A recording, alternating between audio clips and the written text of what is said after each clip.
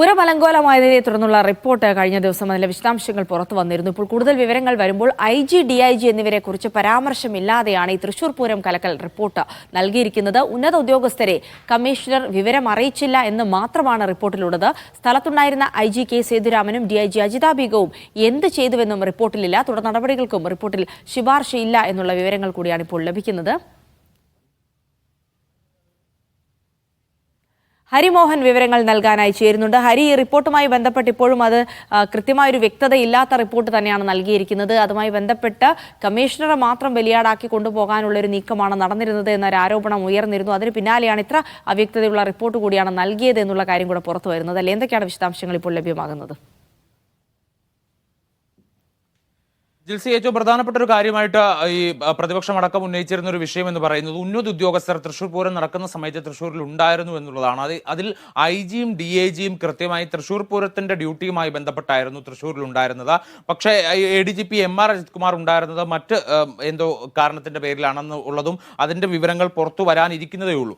അതിൽ IG, DIG എന്നിവർ തൃശൂർ പൂരവുമായി ബന്ധപ്പെട്ടുകൊണ്ട് യാതൊരു തരത്തിലുള്ള ഇടപെടലുകളും നടത്തിയിട്ടില്ല എന്നുള്ളൊരു ആക്ഷേപം കൂടി ഉയരുന്നുണ്ട്. മാത്രമല്ല, ഈ റിപ്പോർട്ടിൽ അതേക്കുറിച്ച് പറയുന്നത് IG-യുടെ പേരോ DIG-യുടെ പേരോ എടുത്തു പറയാതെ ഉന്നത ഉദ്യോഗസ്ഥരെ വിവരം അറിയിച്ചിട്ടില്ല കമ്മീഷണർ എന്നുള്ളൊരു വിവരം മാത്രമാണ് റിപ്പോർട്ടിൽ പങ്കുവെക്കുന്നത്. അതായത് IG-ക്കും DIG-ക്കും മേൽ യാതൊരു തരത്തിലുള്ള കുറ്റവും പറഞ്ഞേൽപ്പിക്കാതെ കമ്മീഷണർ ഉന്നത ഉദ്യോഗസ്ഥരെ വിവരം അറിയിക്കാത്തതാണ് ഈ പ്രശ്നങ്ങൾക്കെല്ലാം കാരണമെന്നുള്ള രീതിയിലേക്കാണ് ഇത് അവതരിപ്പിച്ചിരിക്കുന്നത്. അതേസമയം തന്നെ ഇത്രയും പ്രശ്നം ഉണ്ടായിട്ട് പോലും IG-യും DIG-യും ഈ വിഷയത്തിൽ ഇടപെട്ടോ എന്നുള്ളതിനെക്കുറിച്ച് ഒന്നും തന്നെ റിപ്പോർട്ടിൽ പരാമർശമില്ല. അവർ എന്തിനായിരുന്നു തൃശ്ശൂരിൽ ഉണ്ടായിരുന്നത്, തൃശ്ശൂരിൽ ഉണ്ടായിട്ട് പോലും അവർ ഈ സാഹചര്യത്തിൽ ഇടപെടാതിരുന്നത് എന്തുകൊണ്ട് എന്ന ചോദ്യങ്ങൾക്കൊന്നും തന്നെ മറുപടി ഇല്ലാതെയാണ് റിപ്പോർട്ട് അവസാനിക്കുന്നത് എന്നുള്ളത് കൂടി എടുത്തു പറയേണ്ടിയിരിക്കുന്നു.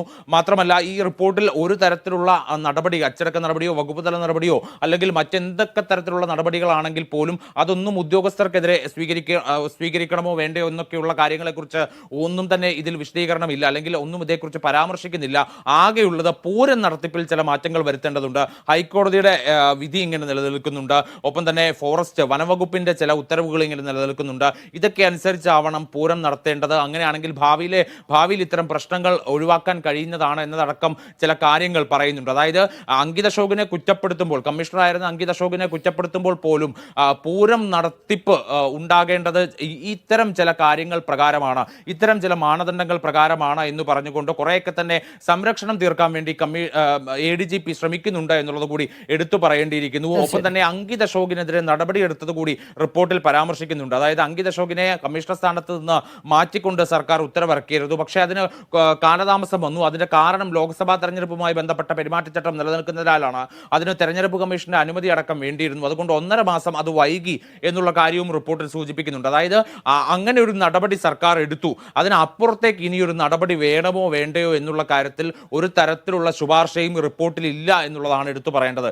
സാധാരണഗതിയിൽ ഒരു റിപ്പോർട്ട് സമർപ്പിക്കുമ്പോൾ ആ വിഷയവുമായി ബന്ധപ്പെട്ടുകൊണ്ട് എന്തെങ്കിലും തരത്തിലുള്ള വീഴ്ചയോ പാളിച്ചയോ ഒക്കെ തന്നെ കണ്ടെത്തിക്കഴിഞ്ഞാൽ അതിൽ വകുപ്പ് തല നടപടിയോ അല്ലെങ്കിൽ അച്ചടക്ക നടപടിയോ ഒക്കെ സ്വീകരിക്കേണ്ടതിന്റെ ശുപാർശകൾ ആ അന്വേഷണ ഉദ്യോഗസ്ഥൻ അതിൽ രേഖപ്പെടുത്താറുണ്ട്. അത് ഏത് റിപ്പോർട്ടാണെങ്കിൽ പോലും. പക്ഷേ ഇതിനകത്ത് അത്തരത്തിൽ ഒരു ശുപാർശ പോലും ഇല്ല.